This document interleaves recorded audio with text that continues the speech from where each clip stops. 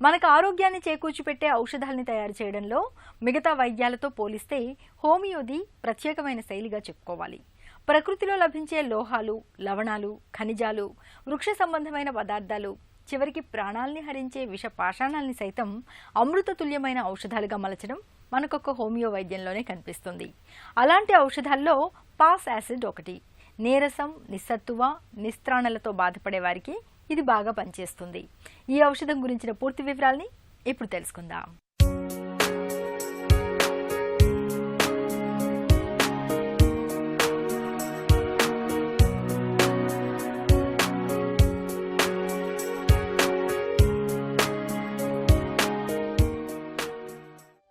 విషతుల్య పదార్థాల్ని సైతం అమృతతుల్యమైన ఔషధాలుగా మార్చి వైద్యంలో ఉపయోగించటం. యాసిడ్ ఔషధం గురించిన పూర్తి వివరాలను ప్రముఖ హోమియో వైద్యులు డాక్టర్ పావులూరి కృష్ణ చౌదరి మాటల్లో ఇప్పుడు విందాం. వ్యక్తి వ్యాధి ఔషధం అని చెప్పుకున్నప్పుడు వ్యాధి ఔషధం కంటే కూడా వ్యక్తికే ప్రాధాన్యత ఎక్కువ ఉన్నది అని అర్థం చేసుకోవాలి. పరిస్థితులు మన ఆరోగ్యాన్ని ప్రభావితం చేస్తాయన్న విషయం గుర్తుపెట్టుకోవాలి. వ్యక్తి అనేటువంటి విషయాన్ని గుర్తుపెట్టుకున్నట్టయితే ఈ రోజున మనం యాసిడ్ ఫాస్ అనే ఔషధాన్ని తీసుకున్నాం. ఈ యాసిడ్ ఫాస్ ఇది మినరల్ అంటే లోహ సంబంధమైనటువంటి ఔషధం. యాసిడ్ ఫాస్ జనరల్గా యాసిడ్ ఫాస్ దిగులకి చాలా ముఖ్యమైనటువంటి ఔషధం. వ్యక్తులు తీసుకోండి, అంటే 20 సంవత్సరాలు 15 అంటే యువకులు, ఆ యవనంలో ఉన్న వాళ్ళని తీసుకుంటే వాళ్లకు మామూలుగా డ్రీమ్స్ వచ్చి స్ఖలనం అవుతుంటుంది. వీర్యస్ఖలనాలు ఎక్కువైపోయి నీరసపడిపోతే అతనికి వాడుకోవాల్సినటువంటి ఔషధం యాసిడ్ ఫాస్. తర్వాత ఇంకా పెద్ద వయసు అనుకోండి, పెద్ద వయసు అయిపోయి వైఫ్ హస్బెండో చనిపోయారనుకోండి, భర్త భార్య చనిపోయితే వాళ్ళు ఒక డిప్రెషన్లోకి వెళ్ళిపోతారు. అలా డిప్రెషన్లో వెళ్ళిపోయేటప్పుడు మనం గుర్తుపెట్టుకోవాల్సిన ఔషధం యాసిడ్ ఫాస్. వ్యక్తిని గుర్తుపెట్టుకోవాలి అనేది అందుకు. ఫాస్ యాసిడ్ వ్యక్తుల్ని ఉదాసీనులుగా చెప్పుకోవచ్చు. తటస్థంగా ప్రవర్తిస్తూ ఉంటారు. ఇతరులతో మాట్లాడటానికి ఇష్టపడరు. అంతేకాదు, వారినెవ్వరూ పలకరించటానికి ఇష్టపడరు. శారీరకంగా, మానసికంగా నిస్త్రాణగా ఉంటారు. ఏమీ చదవబుద్ధి కాదు. మతిమరుపు ఎక్కువ. దగ్గరి వాళ్ల పేర్లు కూడా మర్చిపోతూ ఉంటారు. తేలికగా అలసిపోతారు. ఆకలి తక్కువగా ఉంటుంది. ఆహారం తిన్న తర్వాత అజీర్తితో బాధపడుతుంటారు. పొట్టలో ఎప్పుడూ గడబిడిగా ఉంటుంది. మాటిమాటికి విరేచనాలు అవుతూ ఉంటాయి. అయితే విరేచనాలు అవుతున్నా వీరిలో నీరసం కనపడదు. ఇదొక ప్రత్యేక లక్షణం.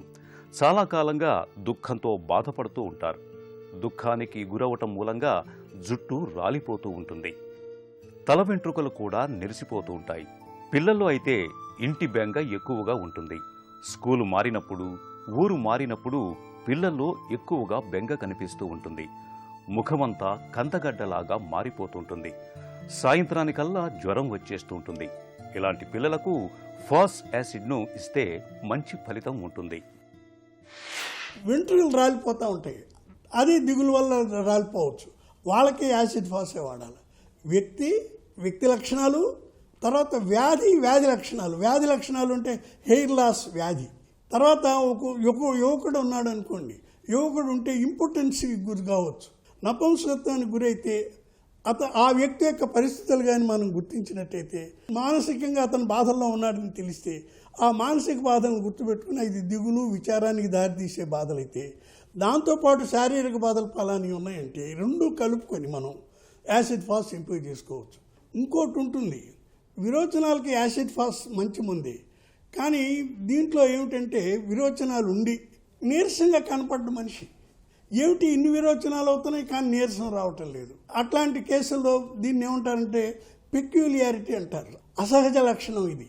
ఈ అసహజ లక్షణాలు కానీ కనపడితే యాసిడ్ ఫాస్ మంచి మందు. తర్వాత ఈ సందర్భాలన్నిటిని బట్టి కొంతమంది వ్యక్తుల్లో డయాబెటీస్ రావచ్చు.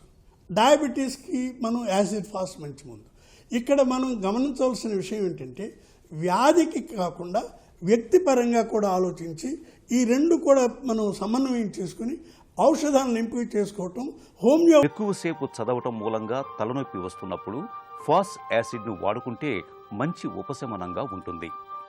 పిల్లల్లో ఎదుగుదల వేగంగా ఉండటం, దాని మూలంగా ఒళ్ళు నొప్పులు, కీళ్ల నొప్పులు బాధిస్తున్నప్పుడు ఫాస్ యాసిడ్ మంచి ప్రయోజనకారి. ఆహారంలో మార్పుల మూలంగా విరేచనాలు అవుతున్నప్పుడు తప్పనిసరిగా ఫాస్ యాసిడ్ను వాడుకోవాలి. ఫాస్ యాసిడ్ ఔషధం 200 cc మాత్రల్ని వారానికి ఒకసారి చొప్పున గుణం కనిపించే వరకు వాడుకోవాలి.